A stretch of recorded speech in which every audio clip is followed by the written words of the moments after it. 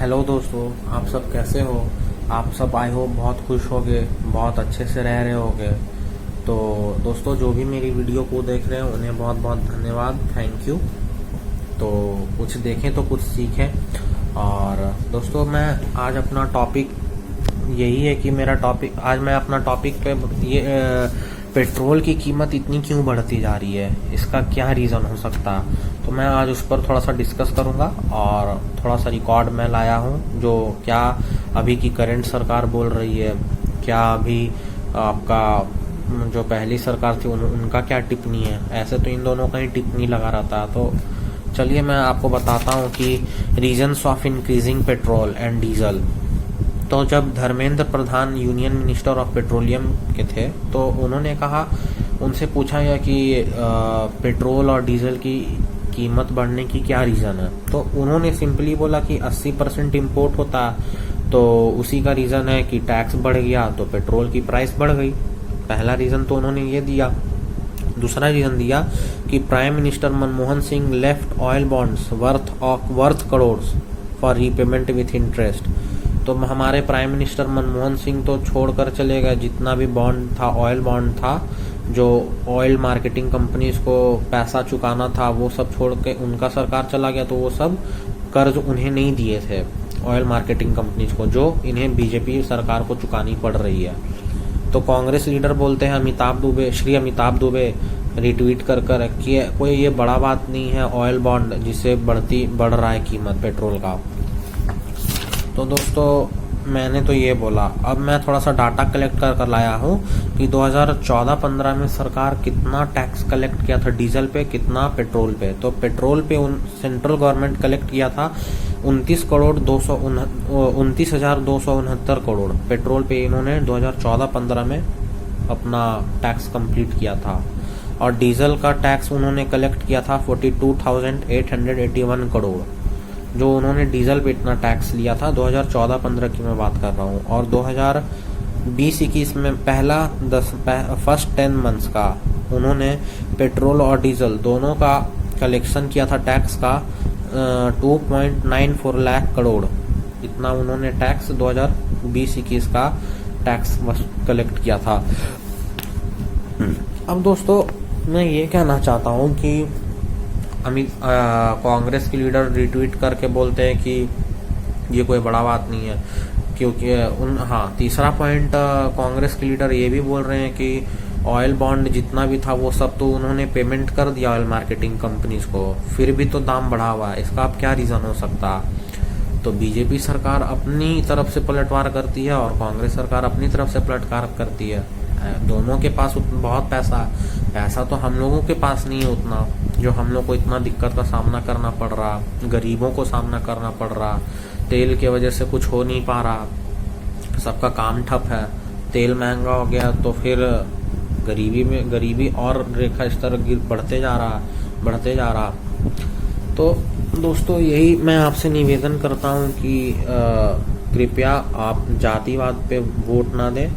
हाँ, आपके एरिया में कौन अच्छा काम कर रहा है उसे वोट दें। तो दोस्तों, ऑयल बॉन्ड क्या होती है। ऑयल बॉन्ड आपको मैं पढ़ के बता देता हूँ। ऑयल बॉन्ड से issued by the government to compensate oil marketing companies when they suffer losses during shield of consumers from rising crude oil price.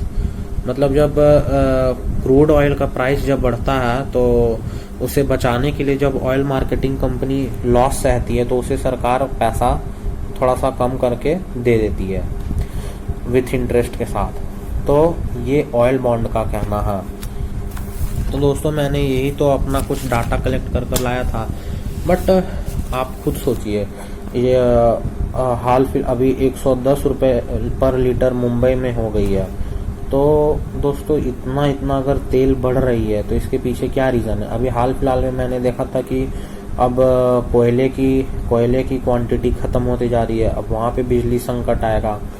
तो आज ही मैंने न्यूज़ पढ़ा था कि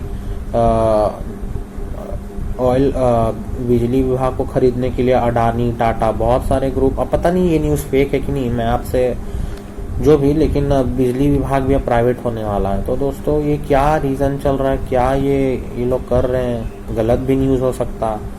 तो दोस्तों अब आप देखिए सीआरपीएफ, मैं तो शॉक हो गया।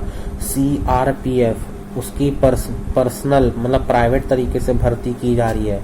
ये क्या मतलब है? बहुत सारे रिपोर्टर भी बोल रहे हैं, ये क्या रीज़न हो सकती है? तो दोस्तों एट लास्ट मैं यही बोलूँगा कि जब किसी को वोट दे रहे हैं तो आप उसे दें जो अच्छा काम करती है। ये नहीं कि ये मेरे कास्ट के हैं एमएलए साहब तो मैं इन्हें दूंगा, वो मेरे कास्ट के हैं, ऐसा नहीं होना चाहिए दोस्तों। तो मैं तो यही बोलूँगा। और जैसा कि दोनों अपनी अपनी पार्टी के दावेदार अपना रखे, टिप्पणी रखे सामने कि हाँ क्यों बढ़ रहा है प्राइस, बट अभी तक इसका कोई सॉल्यूशन नहीं है। जब चलिए ठीक है कांग्रेस नहीं रीपेमेंट किया तो बीजेपी को करनी चाहिए, और बीजेपी जब नहीं कर पा रहा तो कांग्रेस को हेल्प करनी चाहिए। कुछ तो सॉल्यूशन होना चाहिए दोस्तों, पिसा तो रहे हैं हम लोग। तो मैं यही टॉपिक है मेरी आज। और जब 2005 तो और पूछा जाएगा कि ऑयल बॉन्ड कब इशूड किया गया था लास्ट, तो 2005 से लेके 2010 के बीच में गवर्नमेंट ऑयल बॉन्ड्स इशू किया था। तो यही तो है दोस्तों। तो दोस्तों चलिए नेक्स्ट ब्लॉग का इंतज़ार करिए, लेकिन आप इस पर सोच के कमेंट करिएगा कि पेट्रोल और डीजल का और क्या क्या रीज़न हो सकता है। जैसे मुझे तो बहुत रीज़न लग रहा है कि इंपोर्ट का है ही, फिर से ये ऑयल बॉन्ड का तो मुझे नहीं पता। और भी रीज़न है, जैसे आप ये लगा लीजिए कि अब मिनरल्स ख़त्म होती जा रही है, या जहाँ से इंटरनेशनल क्रूड ऑयल का जो प्राइस है वो बहुत बढ़ते जा रहा है। तो बहुत सारी रीज़न हो सकती है, लेकिन क्या इस सरकार को ये कम करनी चाहिए या और बढ़ानी चाहिए, यह हमारे और आपके हाथ में नहीं है दोस्तों, ये सरकार के हाथ में। बट क्या ये सही तरीका है पेट्रोल का दाम इतना बढ़ाने का, ये आप ज़रूर कमेंट करें। और दोस्तों देखता हूँ मैं, ये तो ऐसे ही डाल दिया ब्लॉग, तो अगर आपको अच्छी लगे तो आप कुछ लाइक करिएगा, और अगर जो भी करिएगा मतलब सब्सक्राइब लाइक जो भी करिएगा अगर आपको अच्छी लगी तो तब तक के लिए बाय, धन्यवाद मेरी वीडियो देखने की। मैं फिर आपसे मुलाकात करूंगा, और इस बार भी मैं कोई अच्छी टॉपिक लेकर आऊँगा जो अभी करंट में चल रहा। तो तब तक के लिए धन्यवाद दोस्तों, बाय, अपना ख्याल रखिएगा, और मैं आपको कुछ इंटरेस्टिंग सा चीज़ भी दिखाऊंगा।